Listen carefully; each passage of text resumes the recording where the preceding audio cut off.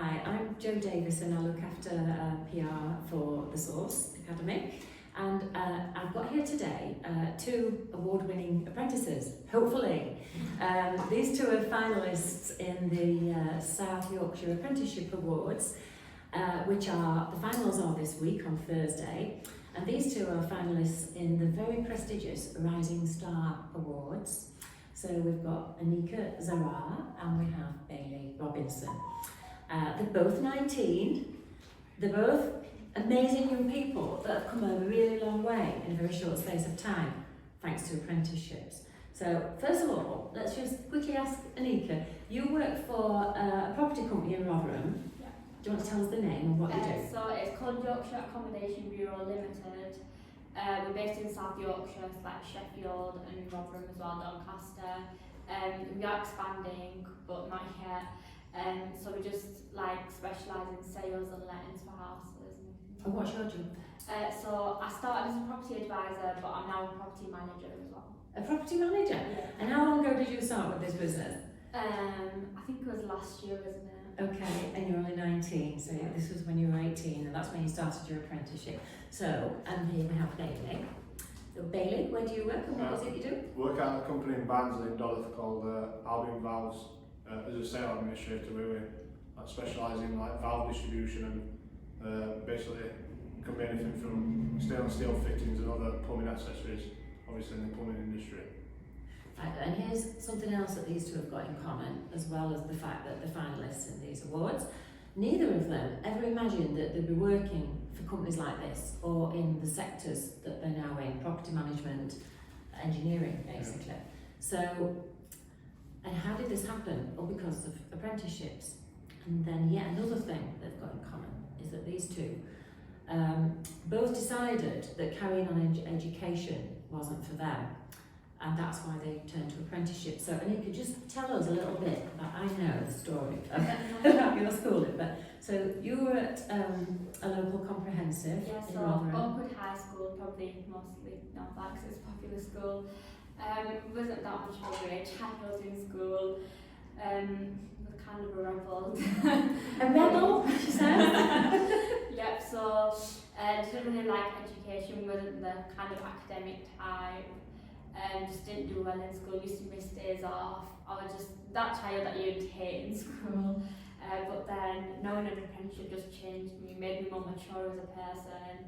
I'm not a rebel now. I look at rebels and I change them into mature people. But yeah, the apprenticeship just changed me as a whole. Didn't you say though to me that you'd given up on school because you thought it had given up on you? I did. I'd given up on school because all my teachers gave up on me. They just came to a point where they didn't even care if I didn't even come to school. They were just like, she's just not got it in her. I gave up on myself as well, just sat in my bedroom, and then one day my uncle just came up to me and was like, you're doing an apprenticeship. Never knew what one was, looked into it, and now I'm here and I'm so grateful for it. Honestly.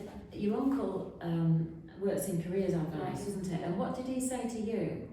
He went, I see potential in you just don't see it in yourself, which I don't because no one's ever told me that, no one's given me the confidence to make me confident, so knowing that was quite, I looked at it and I was like, do you know what, I probably do have potential now. I work in a sector where I didn't even know anything about it and I love it, so I wouldn't change it for a thing.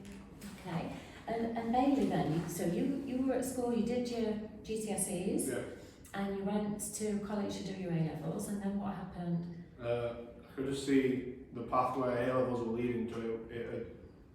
It's probably more beneficial to do your A-levels and then progress straight on to university, but for me and how I am, I knew I'd rather do that hands-on work and start working straight away, so I knew there's not really any point doing A-levels because I've got no intentions to go to university, so I looked elsewhere and I did like when I left sixth form, I left in after like 3 months. I was looking for like an apprenticeship kind of job, but I didn't see anything at all. So I went into like a little 6-week course just to keep me in education. And then COVID hit, but after it settled down a bit, I started looking again. And that's when I saw apprenticeship opportunity at the Source. So I applied for an apprenticeship. Did you think you'd get it? Not to be honest, no. I was constantly applying for different jobs or like apprenticeships at Heineken and Warburtons, and constantly I was missing out for people who's got degrees or more experience. So I just thought I was going to be done for, and I just have to go into like a normal low-paid job there. I think this apprenticeship and having an apprenticeship has paved like a good path to progress. Because it's not just a normal job, you're getting a qualification as well alongside it. I think you said as well, didn't you, that if you'd not got the apprenticeship, you thought you'd be sacking shells. In Morrison's. Yeah. You can catch me there now. So, well, and there's nothing wrong with sacking shells, but you've got more potential than that, haven't you? Yeah. And I think you were at the same stage where you just thought, what is there for me? What can I do? When I was working at, when I attended sixth form, I was working at McDonald's as well, just alongside it. So I just knew I'd not have any time for myself, because every time I went at sixth form, if I weren't there, I'd be working at McDonald's, just to get a bit of money. But I couldn't properly save because I weren't earning enough money, so apprenticeships helped me save up for a car, buy my own car. Wow. And I think that's a path that it can lead you down. Yeah. So, when did you get your apprenticeship? How long ago? November 2020. November 2020. So, not even 2 years yet then. Not 2 years yet. Okay, and you got yours? I think mine was in 2021. Yeah. Okay. So you both are, and do you both feel that like your lives have completely changed? Yeah, definitely. So I think the company that I'm actually getting an apprenticeship at is the main reason why, because it's a really good company. It's really interested and cares for employees, so that's made it easier, and it's like paved a good future for me as well. Cause I think it's a company that I'm going to probably spend a lot of years at. And it supplies valves to all sorts of different industries and companies. And does it buy them from abroad or? Yeah, buy them from abroad, but we can distribute not just in the UK, but we have got an international sector where we do distribute to like Dubai, Spain. So you're dealing with all these customers all over the world then? We get inquiries from international customers, but if we can, we help them out. But we normally send it to the international department. But UK based, we're dealing with all sorts of customers, end users, which end user to me is like a contractor, because we just deal with main distributors who distribute to then like the contractors who is doing jobs or like self-employed people. So, yeah. Now, there's something special that you did at your company, and you saw this opportunity as soon as you started, didn't you?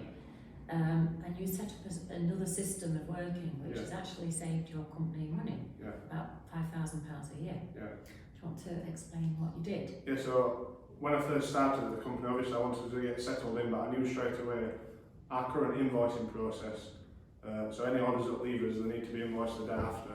But it were all paper, so at the end of the week, I had a massive pile of invoices and I had to split them out into customers, put them into envelopes, like frank them on the franking machine and post them in postbox. So that's obviously taking up a lot of time, because probably we do like 1,000 orders a week, 800 to 1,000 orders a week, so obviously that's taking up a lot of time to sort it out. And that's a lot of franking and a lot of envelopes, isn't it? Yeah. But I noticed that that needed changing, so after I think I've been about 2 weeks, I spoke to my manager, see what we can do about it, and at first it got declined because we couldn't afford to, we could afford, but it were a big spend to buy the full new process. So I went back to the drawing board in office, and the system where we send credit notes out on another document, I asked why we can't do invoices on that, and I took it to the managing director, and he said he can't see why not, so if I can do it on myself, it's something we can look at doing. So I eventually worked out I had to ring customers, and some customers are very old fashioned and they didn't want to swap over, they liked it in envelopes and stuff like that, so it's their physical, but I convinced them.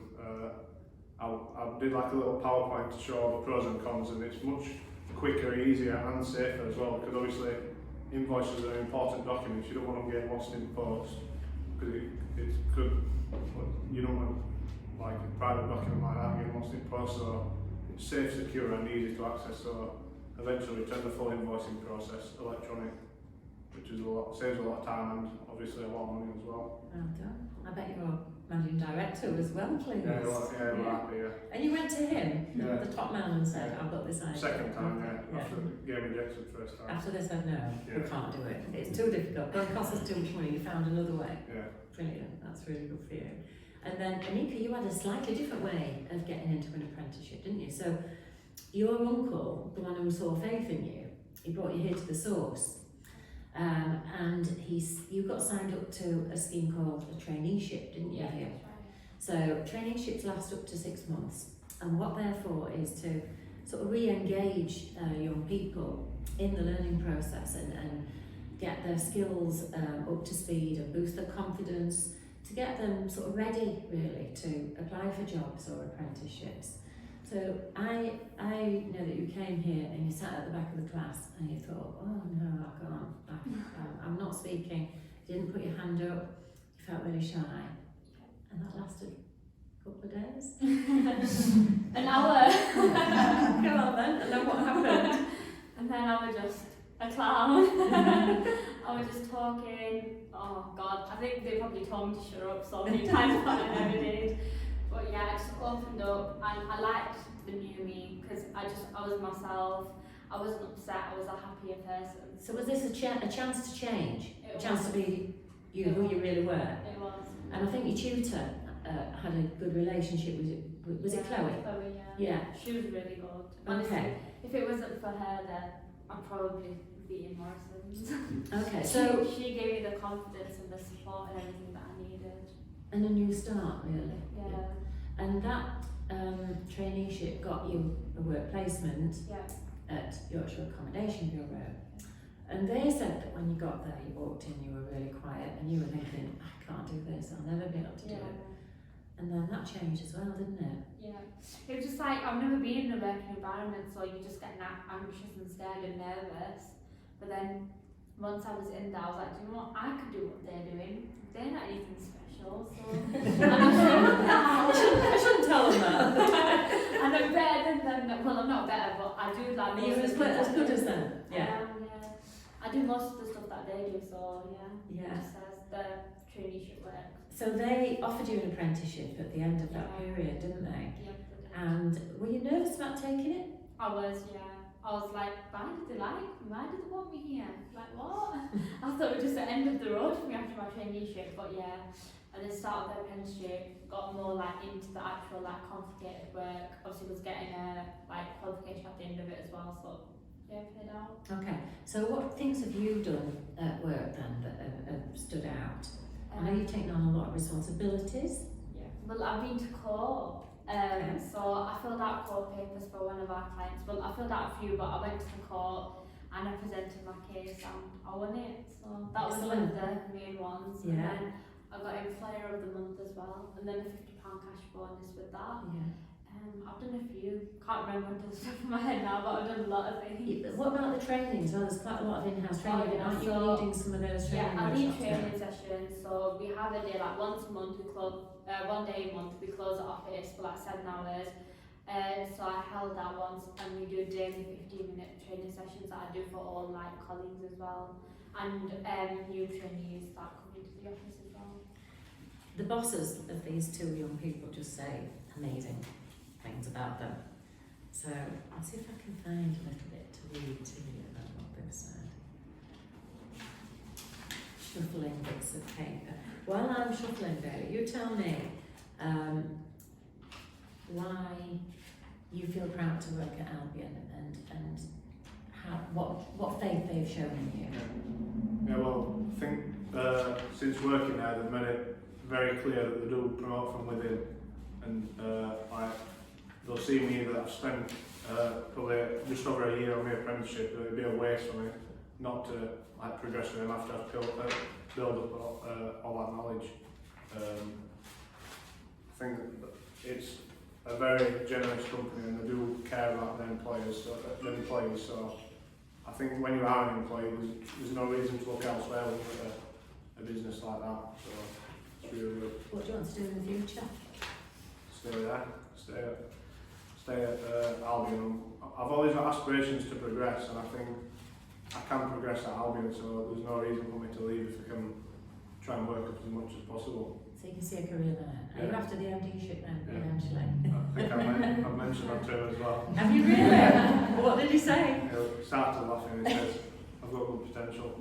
Brilliant. Well, it's having the confidence as well. So this is what your manager, Dave Weeks, said.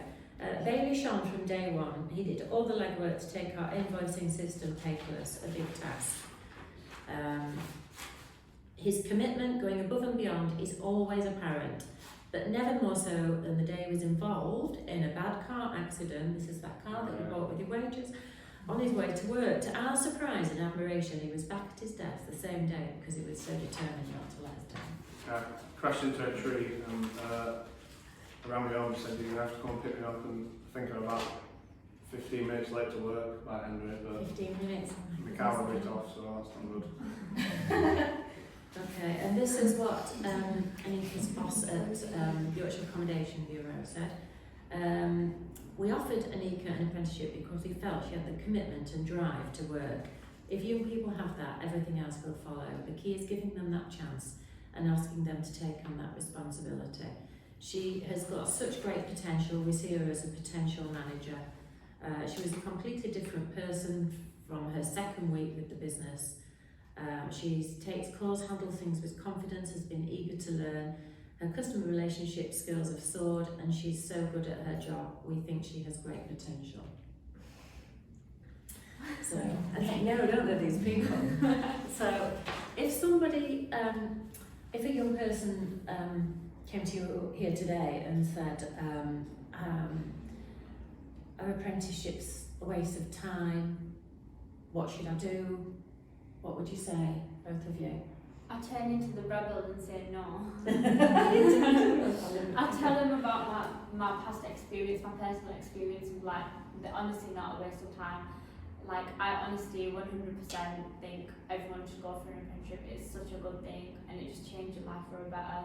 Like, you get experience with it, you get paid with it. Like, what more do you want? Like, you literally have everything on, like, there, so there's no point of not going for it.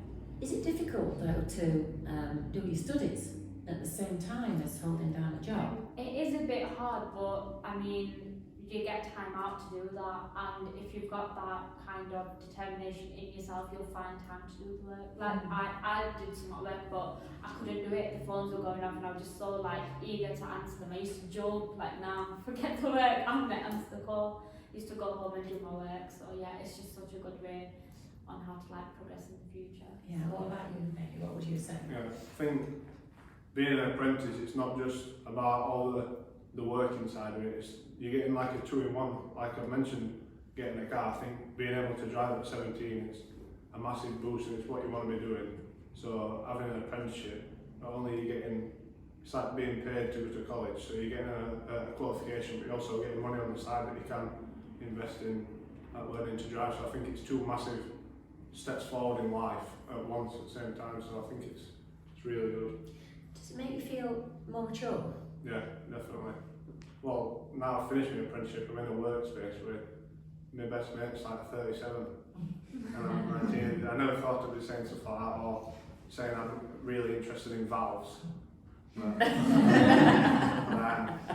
That's not a good chat up line, is it? Really? No. But I think it's a great thing to do. But what about people that you were maybe at college with, doing A-levels? Do you still see them? Do you know where they are now? Yeah, I do see them that we're at that age where they've moved into the final year in university, so they are doing well, but they're still in jobs like me and my friend both started at McDonald's at the same time. He's still working in McDonald's, but he's not got a car or anything like that, so he probably will do in future. But I think having an apprenticeship gets you that money quicker a few years before, while also, like I've said, getting you an education as well, and also work experience. Yeah. Which is when I was applying for jobs during COVID and after COVID, I was constantly getting declined for experience, lack of experience. But like I said, this is getting you qualification and experience, so that's another bonus. Yeah. Do you feel the same? Yeah. Yeah. Okay. So, what about? I mean, everyone at school, lots of people think the way to go is university. and that's the way society works really, that, you know, university, if you can go, you should go, and it's a great life experience. Do either of you feel that you've missed out by not going to university? I'm not in debt, so no. I think one main thing was I constantly requested to see careers advisor at school, because she probably saw me as like a high achiever in school. They automatically just think, yeah, off to university, but I just knew it wouldn't be for me, because I originally wanted to be an electrician. So I wanted to go down like a college route and then working alongside college, but they never suggested that for me. They always just suggested university, because my grades were probably good, but I think like... Is that what we're hoping for, an apprenticeship in then, originally an electrician? Yeah. I requested to swap to an electrician's course when I went in sixth form, but there were a bit of complications. I would have had to wait another year to get back on it. So. Okay. And how do you both feel about being in the running for these awards then on Thursday night? It's a good achievement. It's a good. I think even if either of us don't win, if we don't, it's not being unsuccessful. I think it's just an achievement in itself. Being it is. It's a big achievement to actually get is to be put forward and then to be a finalist. Yeah. Has anybody in the room got any questions that they would like to ask? We've got Aneeka, waiting, willing to talk your head off. And Aneeka, if you were talking to your 14-year-old self, what would you say now, given what you know now from where you were then? And you obviously were school home for you, was it? So what would you say? Well, I went to college, you see, after school, so if I did talk to my 14-year-old self, I'd be like, avoid that college, come to South and get an apprenticeship, because it changed my life. Did the college not work for you either? No, I hated college. Okay. And what? Should we ask the same question Yeah, about Bailey then? yeah. Yeah, I think I'm the same kind of thing. I think there needs to be more, like, I don't know if it was just my school, but there needs to be more like visitors trying to get apprenticeships into people's head, so they've got a direct path to leave school and go straight into an apprenticeship. Because I think it's more like choosing what college you're going to and then what university you're going to, rather than giving them an apprenticeship pathway as well. So I think that would be good to give to school kids, to give them an apprenticeship as an actual option. Because when I was in school, they didn't do that either. They're just like, you're going to college, that's all it was. Like, there was literally nothing about apprenticeships. I didn't even know what one was when I was in school, so they need to like have more opportunities like that for like children that don't want to go to college. To me, before coming to the source, I just thought an apprenticeship was like classic apprenticeship or T-boy, taking it to contractors, getting paid lowest wage possible, and then end an apprenticeship, you're done. But it's not like that at all. It's a good pathway forward, definitely. And I guess maybe some people still think that. They definitely do. If they're not being educated on apprenticeships in school, that's definitely what they will be. But you go in there and you're there to learn, and you're there to learn a specific job, and you get all the backup as well from your tutors at the source, don't you, who are helping you with your learning and to get your qualification. How did you manage to do your studies then? Did you do it in the workplace or? Yeah, the company were really generous with time they allocated me to look at coursework, so I was doing it. If it ever went busy, obviously working at a computer it's easy, so if it ever dropped quite a bit of work, the boss just said, oh, you can crack on with your coursework on. I had allocated days anyway, so Thursday, Friday were coursework day, but how generous they were, it made it really easy for me to crack on with my coursework. Were there times as well when something you just learnt in your coursework worked in the workplace, you know, suddenly you could see something you just learnt enabling you to do part of your job better? Yeah, I think main thing is like one of my tasks was talking about policies and shareholders and stuff like that, and I would have never thought about who the shareholders are and how they affect the company, because they are massive influences. Not shareholders, sorry, stakeholders, so like customers or employees, everybody's a stakeholder in a company, so it's a massive thing really. Yeah, so it helped you to understand that. Yeah. And then I guess it works the other way as well. It's something you've just learned how to do in the office, and then a week later it's part of the coursework for your apprenticeship. Yeah. So you think, oh, this makes sense, I understand how to do it. So it's all very relevant to what it is that you're doing. Not having that coursework, like obviously I had to do research and answer questions. If I wouldn't have had them questions to answer, I would have never done the research, I would have never gained the knowledge, which is a nice thing. Okay. What about you, Aneeka? When you were doing your coursework, did some of it make sense in the office? Yeah, I learned about like GDPR rules, equality laws, health and safety, safeguarding, and everything like that, because that just ties in with my work as well. Yeah. I And learned a lot. in your job as well, you're dealing with, and this is you face to face, isn't it, with landlords, tenants, General just customers, yeah, auction houses. You also, and when you were talking about the court case, you had some quite complicated legal forms to fill in, and if you don't get it exactly right, It'll be thrown out. yeah, so you had to do it quite painstakingly, didn't you, to make sure that that was going to go ahead. And when you actually went to court, did you have to speak in court? Yeah, so horrible. I thought I was actually quiet as well. Like, I actually really wasn't talking. Whenever she asked me a question, I'd be like, yeah, I don't know. I was so like scared and nervous. It wasn't me, and I was like, what am I doing? I was so scared. I was like, oh my god, I've never been to a court before. I thought I was getting chucked into jail. I was like, But oh did my you manage to do it? You Yeah, managed to I did. control Yeah, it? at the end, like halfway through, I was like, you know what? I need to get a grip for myself. I need to do this. And then I just changed. And then she was like, oh, look at her. She's non-stop talking now. I think she wanted to chuck me in. Okay. She probably thought she's done something illegal there. She's talking too I much. think once again though, somebody had trusted you with the responsibility, hadn't they, to do that task, Yeah, no, and you must have thought, oh, I don't think I can do this, but you did. Yeah, a week before, I thought, you know what? I'm gonna go in that day. I'm not gonna go in. I'm gonna pull a sickie. I'm not gonna go. This is going back to the school days though. That came through and I was like, I'm gonna pull a sickie, I'm not gonna go, but then I was like, nah. I woke up alone and I was like, you know what, they'll just have to go along with me. But I loved it. I'd go now again, I'd go again. Would you? Represent another case, I love it. Okay, So alright. fun.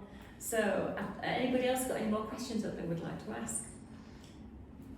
Oh, Richard, I guess in terms of how the apprenticeship was delivered by the source, how did you feel that went? Did you like come in and do any sessions at the source, or was it all just delivered in the workplace? And how did you feel that was that a good way of delivering it? Did it work? I think due to timings, it just after COVID, so I think there were not just our workplace rules, it were a bit funny with visitors, but we got around that, no problem. Adrian were always on hand with emails, or Adrian the tutor, or phone calls if I had any problems, or even messaging on the source website. So it were any problems, it were easily contactable and very helpful as well. Yeah, same. I used to come in as well. That helped me, but like I used to have tutor visits quite often. So if I had any questions, just fly them out and get all my work done. Used to help a lot. But I loved coming here though. I still want to come back. But I can't. You won't take me. did it feel friendly here It though? was so friendly. It was like you're all my friends, like you're my family. Like you're not teachers, but you're my family. Yeah. I have so much respect for you all. I love you all. Can't say for everyone like. How did you find the transition from school into the workplace? It was really hard, like, because obviously I've never been in a workplace before, so it was like, what the hell, but I kind of adapted, like, they adapted me into it, like, they moulded me into this person. That was on your work experience, wasn't it? Yeah. Because I was on a traineeship, so I had that work experience for a few weeks, and then that moulded me into this working. I became so mature, like, I'm like a 26-year-old now, in my brain. I'm like so, like, an adult. I think I'm tiny. when I worked in an office, we used to get a lot of young people wanting to come in for work experience.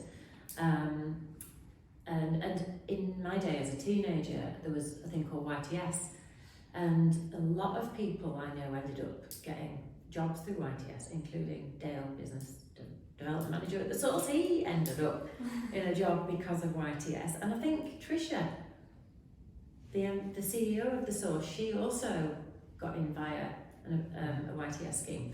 But I remember back in my day in an office, a newspaper office, These schemes were only for a week or two, and it was so difficult for us to break off on what we were doing, to give young people enough time and attention really to help them develop. And some of them they just felt very lost and shy, and you would say, could you make a phone call? And you could see how scared they were to actually make that call.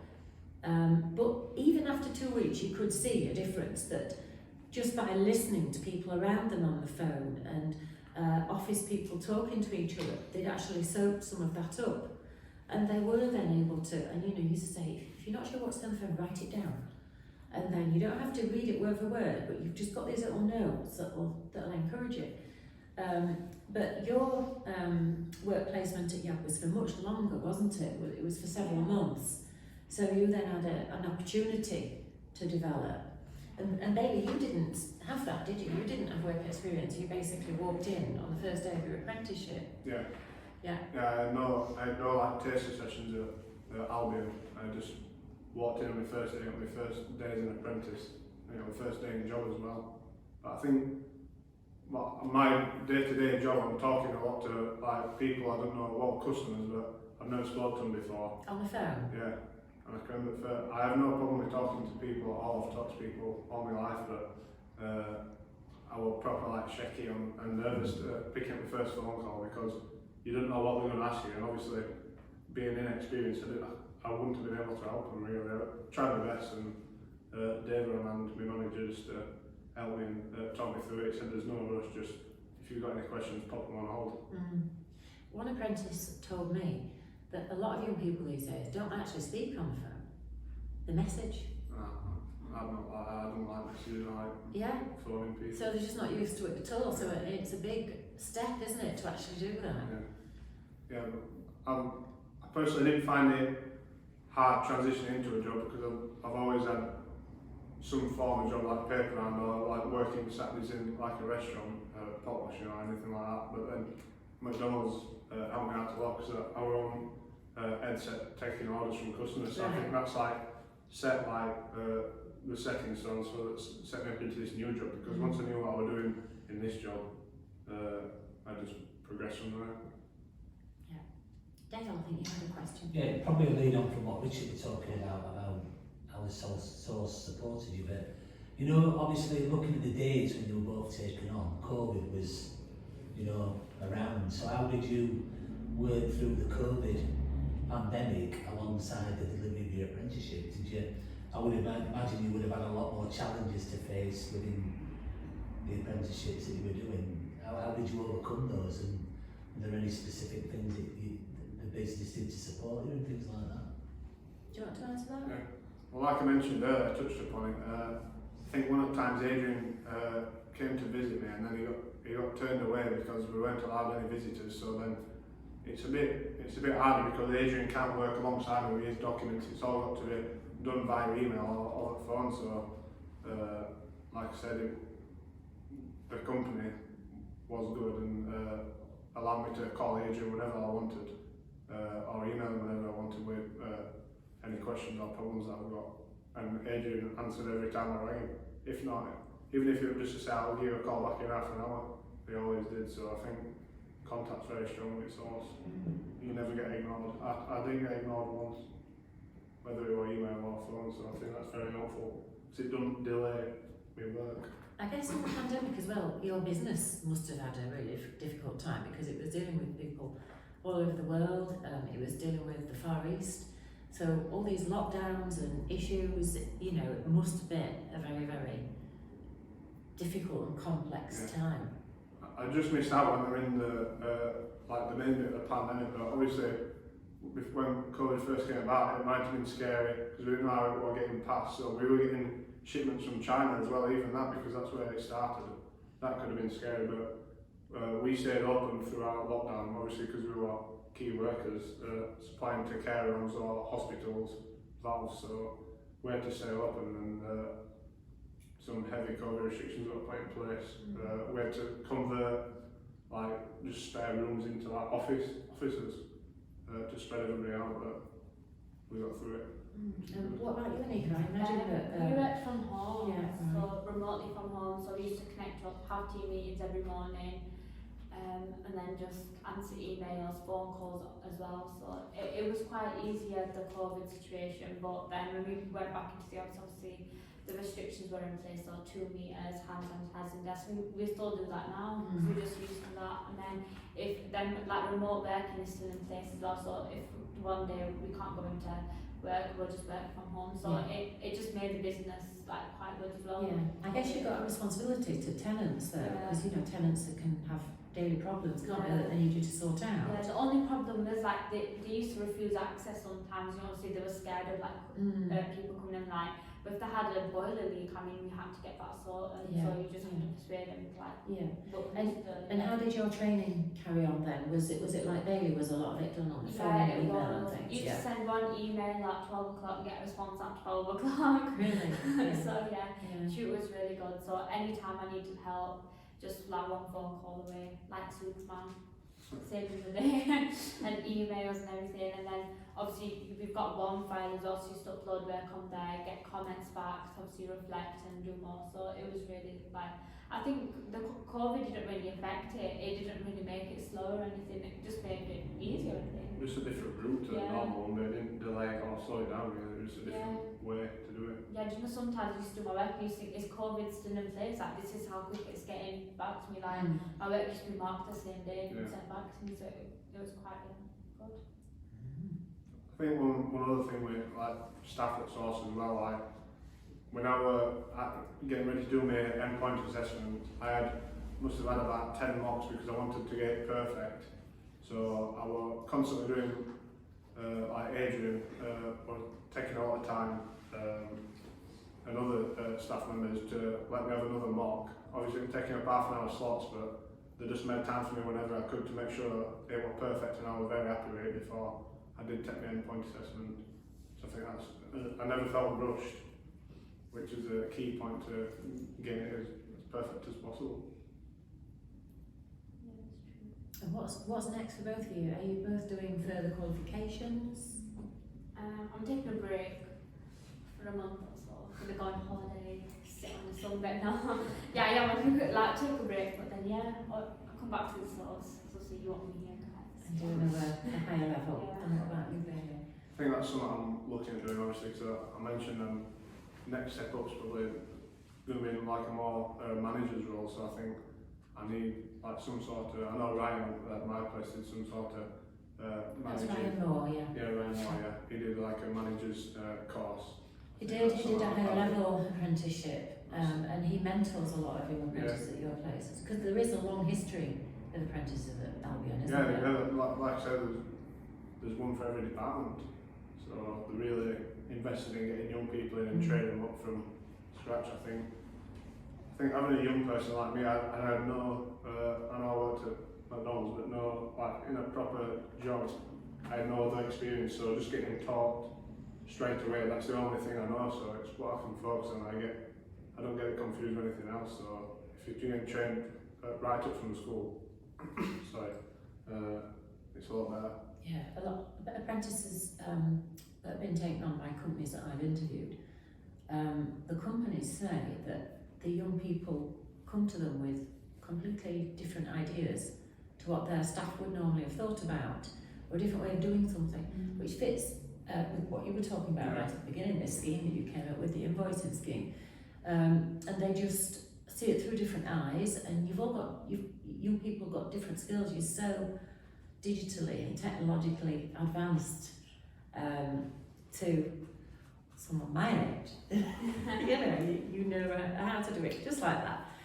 And that's not to say someone older can't learn it or appreciate it, but actually the fact that you see it differently, you can suggest things and like, why can't we do it this way? So there's been times when you've done that, why can't we do it this way?